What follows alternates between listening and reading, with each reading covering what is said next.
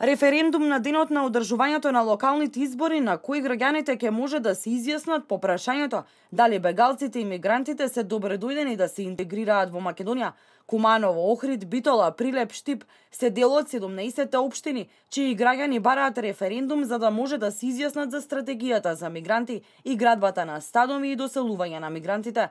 Од ВМРО ДПМН побараа повторно од Државната изборна комисија да распиеше референдум, а воедно и да не подлегнува на притисокот од страна на Социјалдемократскиот сојуз, истакна Милош Милошевски.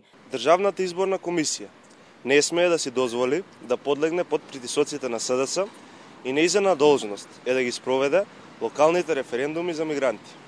Во спротивно, председателот на ДИК, Чичаковски, и сите членови кои ќе гласаат за таквата одлука, кривично ќе одговараат.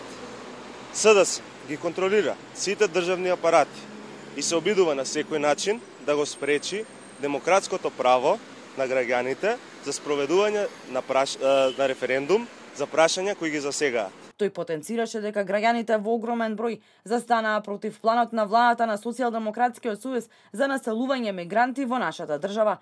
Граѓаните застанаа против мигрантите, против планот на СДС за населување на мигранти и против владата на СДС.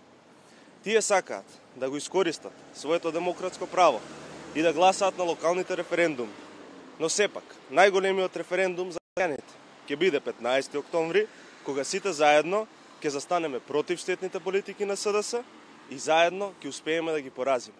Ви благодарам. Во екот на белгалската криза безмалку половина милион официјално или неофицијално двојно повеќе мигранти минале низ земјава, а бројот на оние кои побарале азил е мал.